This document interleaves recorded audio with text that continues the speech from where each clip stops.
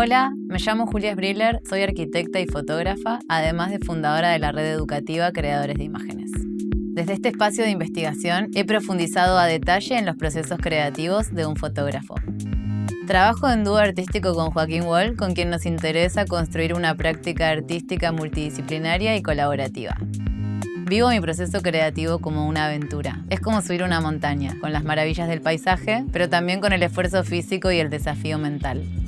Para dar voz y lugar a mis ideas, exploro estrategias que impulsan mi creatividad y me acercan a una poética personal. En este recorrido, poco a poco, he reconocido los errores como posibilidades, los desvíos como encuentros y el azar como motor. En este curso de doméstica aprenderás estrategias para accionar tu proceso creativo en fotografía. Como proyecto final, crearás una serie de imágenes basadas en ejercicios para potenciar tus ideas. Comenzaremos hablando sobre la importancia de los procesos creativos y sobre cómo pequeñas ideas pueden generar grandes proyectos. Aprenderás cómo buscar inspiración y cómo diferentes autores identifican lo que les interesa comunicar. Luego entrarás en el mundo de los oráculos. Verás cómo distintos artistas crearon sistemas oraculares para impulsar el desarrollo de sus proyectos y realizarás uno propio basado en tus intereses.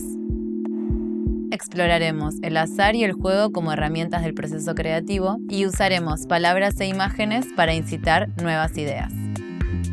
Saldremos entonces a la calle para fotografiar y ejercitar distintas formas de mirar lo que nos rodea. Más tarde buscaremos darle coherencia a nuestro proceso.